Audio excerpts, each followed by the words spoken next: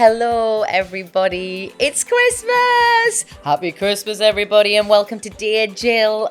It's so nice to be here with you again, and thank you, as always, for all of your voice notes and your messages. Keep them coming. It's so lovely to hear from you all, and we really couldn't do it without you. Well, I'm sat here on the Christmas set. We've got fairy lights. I've got tinsel on the microphone. Emma's wearing a Grinch t-shirt and a little Grinchy hat. And I've got like literal Christmas lights around my neck. So I'm feeling very festive. But if you do hear a bit of a tinkle or a jingle jangle, you know it's coming from my beautiful Xmas necklace. Emma, talk to me about the t-shirt. Jill, I'm not going to lie to you. I'm not a Christmas lover. In fact, I would go as far as saying I hate Christmas. That's what it says on the t-shirt. Do you really hate it? Yeah. I'm so interested. Why? I don't like the festivities, the forced festivities. Right. I feel like it has to be, everyone's busy and doing things. Everyone's happy, having a drink, and I'm like, yeah, but can you not just do this all the time? So you think it feels inauthentic? Yeah, I feel like I want to see my friends because I want to see my friends, not because we're having a Christmas get-together. I want to go and see my family because, when Christmas Day and everyone goes, oh, all the family's coming, it's just the same in my house. It's nothing different apart from we have a Sunday dinner that isn't on a Sunday, So then my question to you would be, if we didn't call it Christmas, but we're still all going to be off because it's a holiday and everybody wants a holiday, what we're going to call it? I don't know. Emma Day. Grinchmas. I think there should be a difference between, obviously, Christmas, and there should be for those that, don't mind Christmas. Everybody else can have their day. Have it. Because I don't want to take it away from anybody. No, you're not that much of a Grinch. Exactly. Yeah. But I'll have my own. And don't force me to celebrate yours. And to be fair, on a more serious note, I actually think that it's really good that you said that. I actually think loads of people have a problem with Christmas especially. I think it brings up a lot of feelings for people, a lot of emotions. Some people can connect them to their past. Some people don't know. They just know they don't like it. And I think it's really important to not feel weird about that. It's like you're allowed to go, not my favourite day. Not my favourite day at all. Give me any other day of the year apart from Christmas Day. You're allowed to feel like that and not be miserable about it. You just, it's allowed. We allow everything here, don't we? We do. And if I could jet away for a day and have the palm trees behind me and have that sort of Christmas, maybe I'd change it. But I don't like snow. I don't like, I do sound a proper Grinch. What's snow ever done to you? Oh, man. Stop getting out my garage, you know what I mean? No, I get it. And I know a lot of people are like, they don't like the idea. It's a bit like Valentine's Day. Like, why is that day the day that you're supposed to be romantic or in love? I guess for me, like you say, I don't mind. Like, it is just a get together. And without the presents and possibly some more trimmings on the plate, it can just be like every other family get together. But I don't mind. I quite like the presents and the sort of like the extra sort of special like zhuzhiness people have. But I've experienced so many different kinds of Christmases. So growing up, like up to the age of 18, they were all exactly the same. I went to my nana's every single year. The same thing happened. We ate the same thing in the same order. I didn't mind it. I wasn't against that. And then I sort of left, to go to drama school, and then had, boyfriends, and then you go to visit their sort of parents sometimes. And then I think things really, really changed for me when I got divorced, and I realised that I wouldn't spend every Christmas with my son. And that really, really sort of spoke to me in a way that I thought, oh, I'm going to have to think about this and deal with this. And I'm going to have to think to myself, why is a day so important to you? Why does it hurt you so much to not be with your child on that day? Our agreement was that we would share Christmas, so every other Christmas. And I thought, I'm going to have to start looking at Christmas slightly differently. So I did, and I started perhaps a bit more like you, just thinking to myself, it really is 24 hours. You can get through 24 hours. And then a couple of Christmases, I did some like volunteering work, and that felt good. It felt good to just do something a bit different. A couple of Christmases, I didn't go home to family. I decided to wait a couple of days and then pick up my son, and then we went up and we sort of had a second Christmas, if you like. We just made up the day we were going to celebrate it. And I started thinking probably a bit like you, and thinking, you know what, it is a day, and it's just a date that we've all decided is the day that we'll celebrate. But actually, you can bend the rules, can't you? Exactly. You can do what you want. And then if you do it a little bit later, get everything in the sale. Everything's better. You don't have to harpoon a turkey, punch somebody else to get the last turkey or whatever. Yeah. It's a lot more enjoyable without the extra stress. Yeah. No, I do know where you're coming from. And I think for anybody that's listening that also struggles with Christmas, it's okay. You're allowed to. It'll come around every year. Don't worry. Don't hope it's going to go away. It's never going to go away. But if it's not your bag, that's fine. I wish it would go away sometimes though.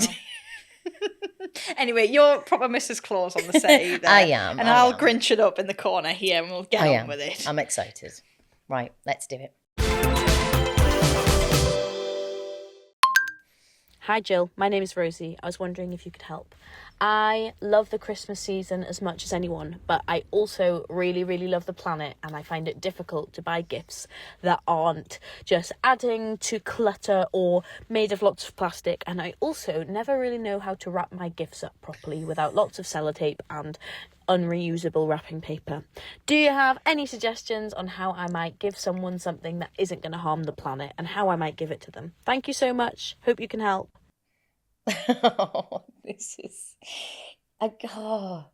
I know what you mean. Sometimes it feels like that, doesn't it? That we're just adding all the time.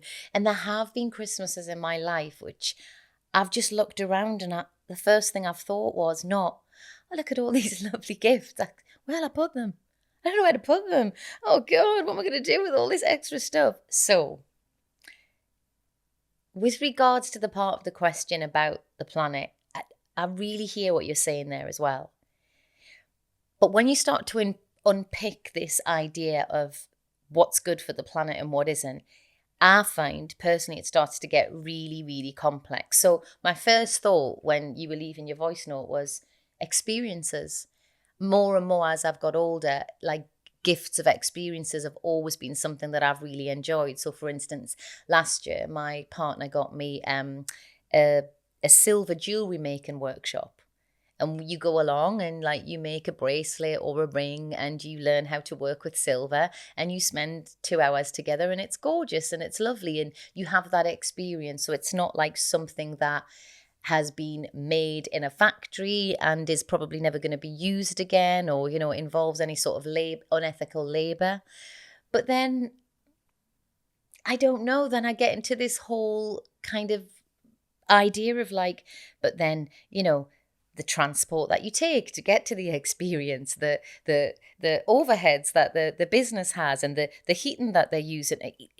Basically, what I'm trying to say is I get myself into a right little mess about what's good for the planet, what's not good for the planet. But in the main, I would say that people love to be taken out. People love an experience, an idea. So something like that, I would say, is always a bit of a winner. And even if it's something as kind of low key as 2 tickets to the cinema, then you're going out on that day with your family or your friend. You're going to go and see a movie together, and you're just going to have time together. I just think it's really nice to give somebody like the gift of your time. I think probably more and more as I've got older, I see that as that feels really special, because that's like somebody saying, here's the gift, and the gift also includes that I want to see more of you. And that I think that's really nice. So hopefully that helps. But I'm completely with you, because it is a bit of a minefield, I have to say. And the wrapping bit. Like when you watch like movies like Love Actually, and you know, and everyone like goes into those like gorgeous department stores and they get like perfectly wrapped gifts, and I think that's what I'm going to make my presents look like this year.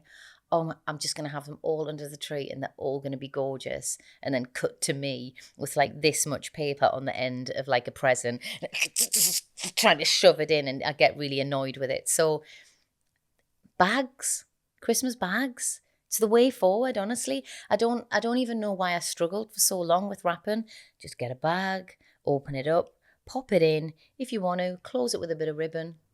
Ethical ribbon, of course. You're done. Off you go. Anyway, I hope that's okay, and I hope you feel less guilty. We're all very guilty all the time in this world, so try and enjoy your Christmas, and know that at least you're thinking about the world around you, because I know I get myself all wound up about that as well. Thank you for calling in, though.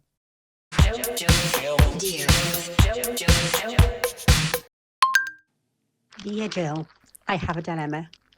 So my in-laws are absolutely lovely and I love them to bits. I'm a self-employed person, and without them I couldn't work the hours that I work because they are great with my little one. However, my dilemma is this. They are terrible at buying presents and I don't have a poker face. So all my friends that know me know I am the most fussy person to buy things for, to the point that they'll often say, there's your present, the receipt's inside. So my dilemma is, do I say something to my in-laws and drop hints for something that I would like, or do I just take the surprise and try and practice my poker face? I know this might sound really ungrateful, but it's not. If I buy someone a present, I'd rather know that it's something they want, because otherwise that's a pretty rubbish present. And also, times are tough. I don't want them to waste their money. So my dilemma is, do I say something, or do I just practice my poker face and then re-gift? Thanks, Jill. What's her name? Sarah. Sarah. Yes, 100% with you on this dilemma. And I am, and have been for a while now, a massive proponent of wish lists. Now, some people really, really revolt when I say, oh, you can't ask for what, you can't say that. And I'm like, just exactly for what you said. It's like, when I give someone a gift, I really want them to like that gift. So I either feel really confident that I know them well enough that I've kind of nailed it. Or if I haven't given it much thought and I haven't thought about it, then obviously I don't care very much. And that's not very nice in itself.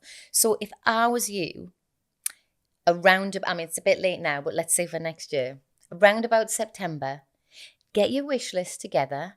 You probably know in your head, I think it'll be quite obvious how much they're spending on you. So you'll have an idea, and just say, I've really thought about some things that I would really, really love for Christmas this year. No pressure at all if you don't want to get anything off this list. But if you were struggling for things to buy me, any one of these things would make me really happy. If someone sent me that list, I would not think, oh, cheeky. I'd think, great. You've absolutely removed one of the headaches that you have at Christmas, which is what to get. I mean, we started doing this thing with my family quite a few years ago now, where we're quite a big family, and it was getting to the point where everybody was kind of giving somebody like a 15, 20 quid present. You know, you'd go into, I don't know, Boots or some department store, and you just sort of generically buy all these stuff. And one year we just said, this is getting a bit much. It's getting quite pressurized at Christmas. So now we do a Secret Santa. So you draw out one name. In fact, we don't draw out a name because Chelsea, my niece, does it on one of these apps. I think it's called Draw Names or something. And you draw a name, you get the name of your relative on the app, brilliant, sorted. And then that person then has a wish list, and they add all the things on that wish list that they would like within the budget. Our budget's £50.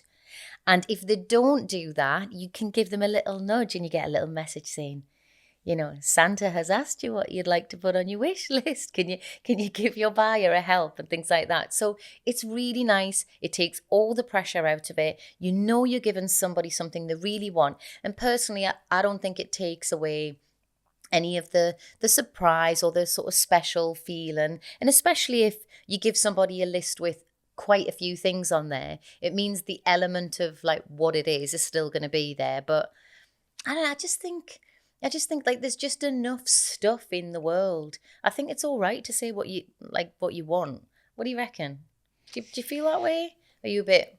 No, you don't. I can see already. Your bum clenching. I am. I just feel like I would like this. Yes. If it was the other way around, I would want that, but I feel awkward giving the list, if that makes sense, or giving this is something, Right. So would you feel okay if you were like given permission, like this is what we'll do, like as a family? Yeah. We'll all put a wish list in. So maybe she could suggest that then, like as a family, how about we all around about September put in like a wish list of stuff, and then it means that we're not guessing what each other wants or just hoping we've got it right, or like she said, somebody saying the receipt's in there, as in we know you're gonna change it. It's always like when people say that to me, the receipt's in there, you just think, oh, you know what I'm like. So why bother? You know what I mean? Why bother giving somebody something? Yeah, but that's what I'm saying. But if there was a wish list, okay, then that would be you are literally going to give me something that I really want. That's really nice. But I know what you're going to go. The whole gift thing, it can be, a bit ridiculous. But they are going to buy you a gift. They want to buy you a gift. This is not the point. The point is just give them a wish list. And actually, if you put a good sort of 5 or 6 things on there, they can also look back on it for your birthday. I like it. And possibly an anniversary. I know where you're going with this. I like it. Right, our next one is from Carrie. Dear Jill, I'm trying to navigate grief 6 months on from my husband of 27 years, first love, but we was divorced for the past 2 years. Our youngest daughter was 19. I'm trying to navigate how to help them grieve because one had a relationship with him and one didn't. I want to try and get them back together again because they used to be close. In the 3 or 4 years me and David haven't been together, and now obviously there's been lots of secrets and lies. I don't know who to remember, the good person or the bad. I'm reading your book and it's amazing. I feel like it's disenfranchised grief. I feel it's complicated when I'd moved on because I couldn't forgive him again. But basically, I'm now having to grieve all the years we had together, all the good times as well as the bad times.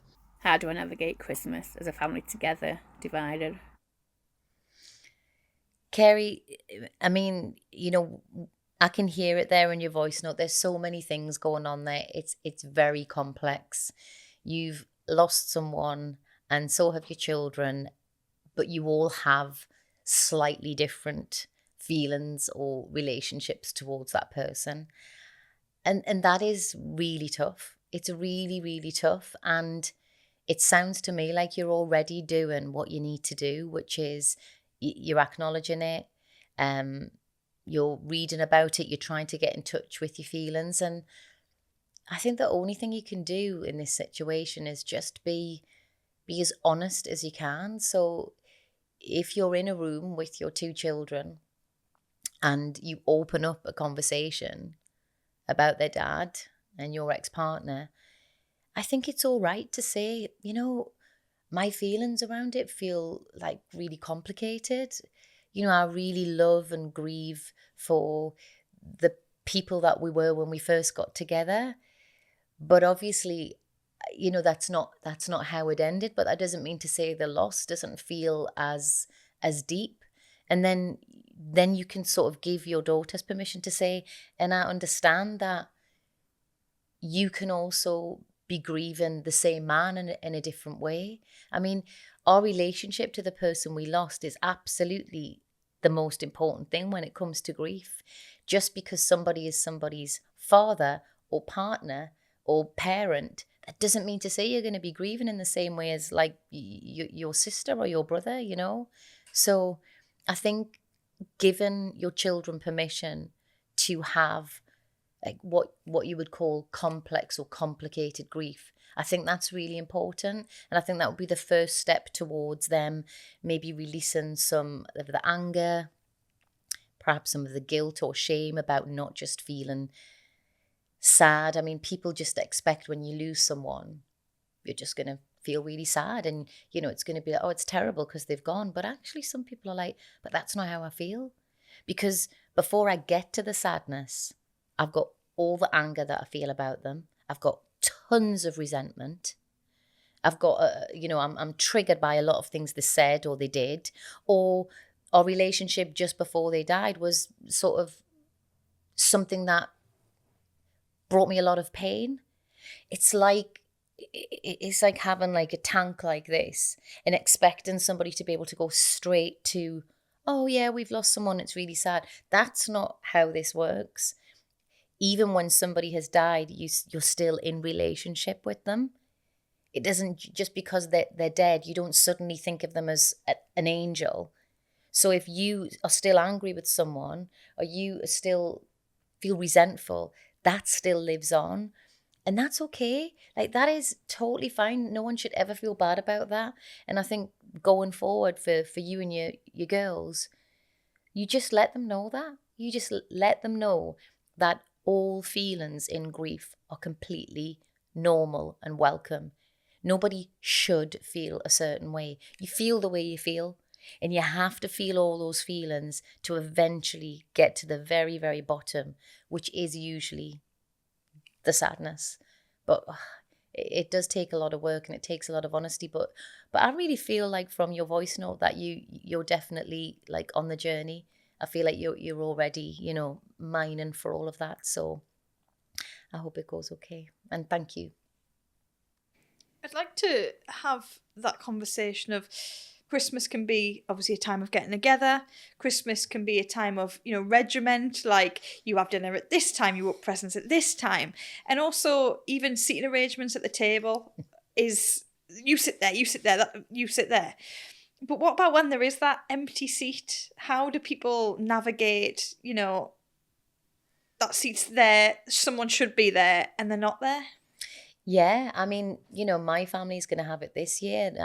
My stepdad died in September, and, we've been grieving him ever since. But on Christmas Day, it's going to be a huge miss that he is not sat at the table and he is not around us. And like you say, you're not going to look up and see mum and dad sat together. It's hard, but there are a few things you can do, and I don't think any are right and wrong. But, for some people, putting a picture of them on the table, that's really lovely for some people, because it's like he's there, you're with them. For some people, oh no, I don't like that idea. So some people might just want to light a candle, and that candle is representative of them. Some people might not want to do that at all, and they might want to just have some quiet time, and that's all right. You might want to finish your dinner and then go for a little 15-minute walk on your own to just think about your loved one.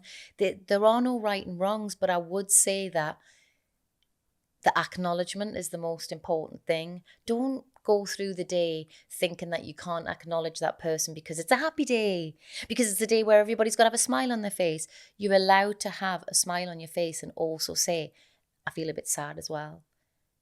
Or more than that, I feel devastated. I mean, when I lost my partner, that first Christmas, I just thought, the thought of having to sit through this day of jovial Christmas crackers and people telling jokes and, like wink, wink, nudge, nudge. And I just thought, this is just going to be dreadful. And parts of it were really dreadful and horrible. And I really struggled.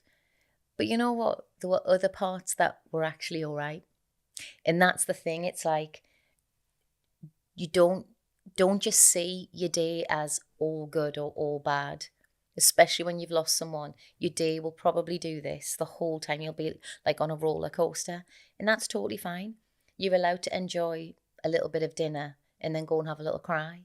You're allowed to watch a Christmas movie and for 20 minutes just forget for a while and then go and have a little hug with your nana or whoever.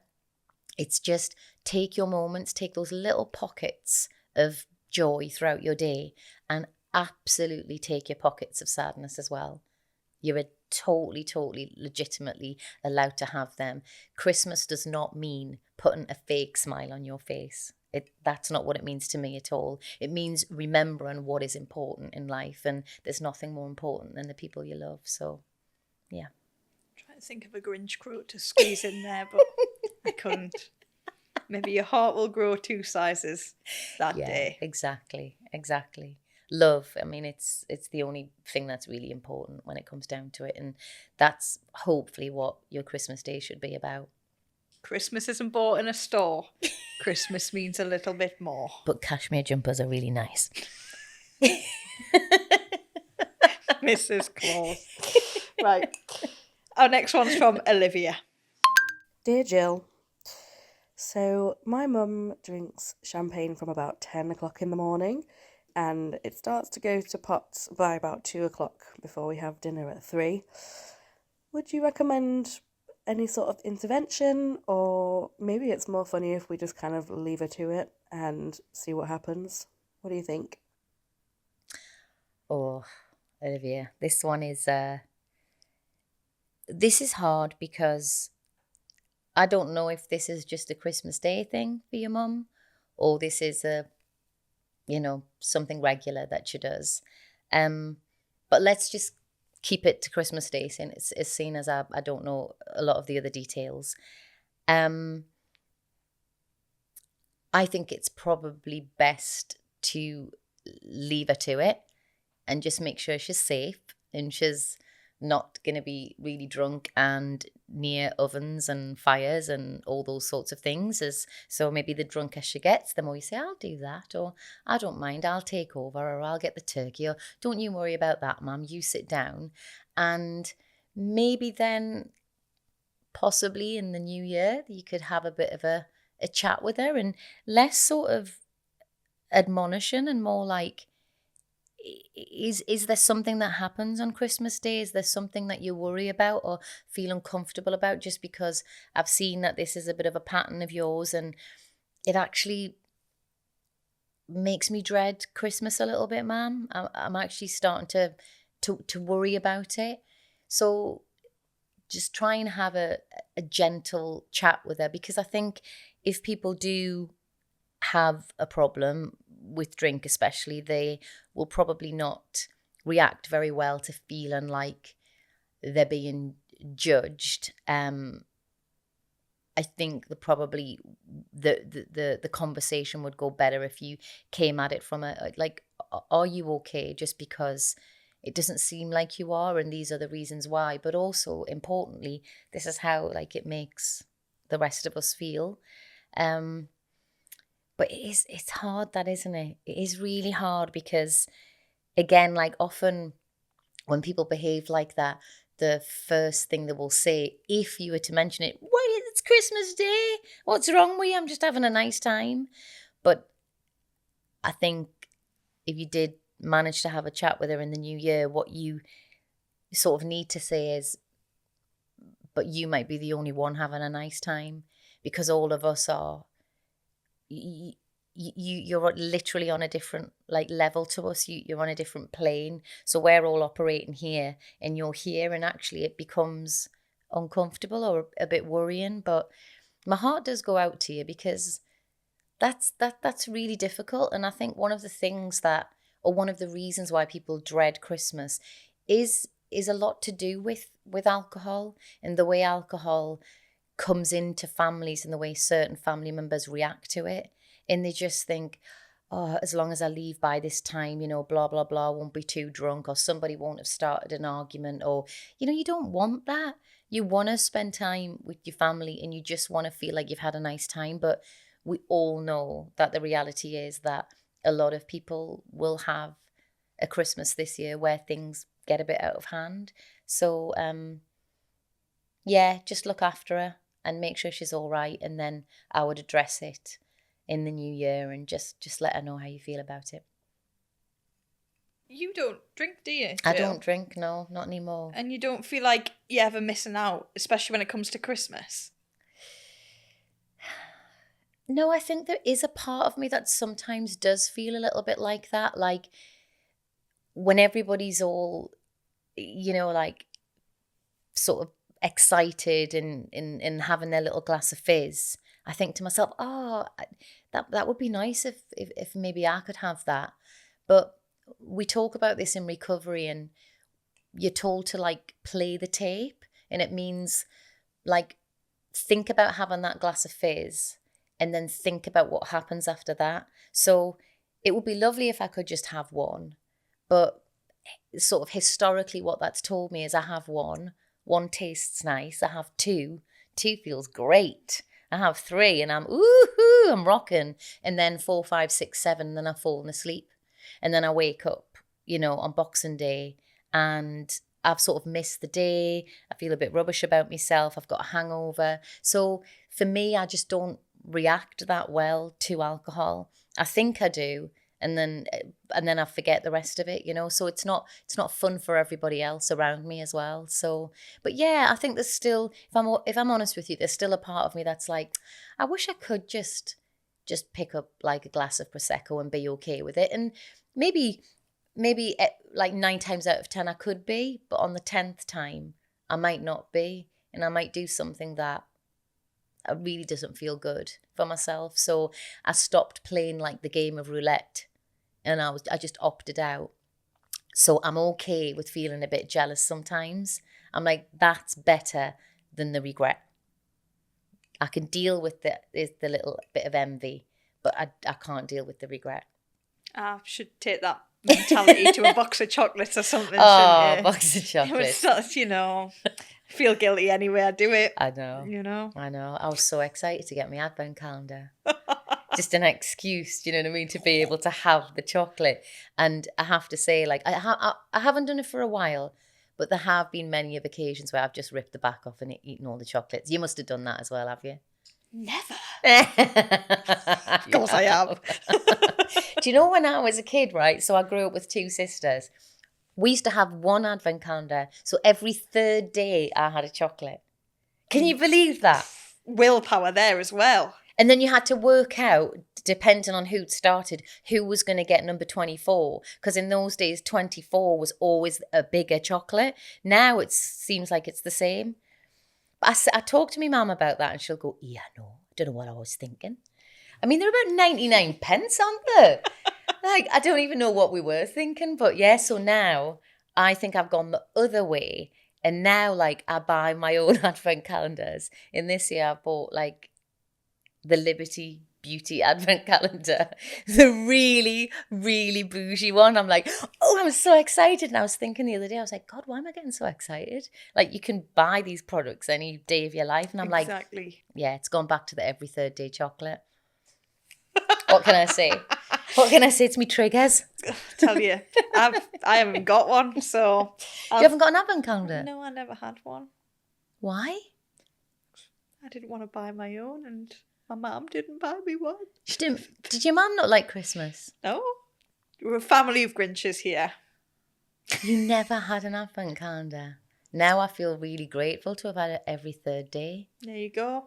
Better Right. than every 0 day. I want to buy you an advent calendar. Too late now.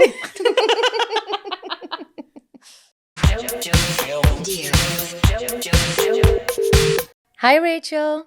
Hi. How you doing? I'm good, thank you. How are you? Oh, I'm good. Thank you for calling in. Tell me, what's on your mind? Well, I was hoping you could help me. My husband and I, we've been married for a couple of years and we're child-free. And we said when we first got married that we would have our first Christmas on our own. And that didn't happen. And then we used to alternate between our parents. And now we go to his parents every year, which I absolutely love. But I've tried to broach the subject about having one Christmas just us at home. And he looks at me like I slapped him in the face. So I was wondering, what would you recommend?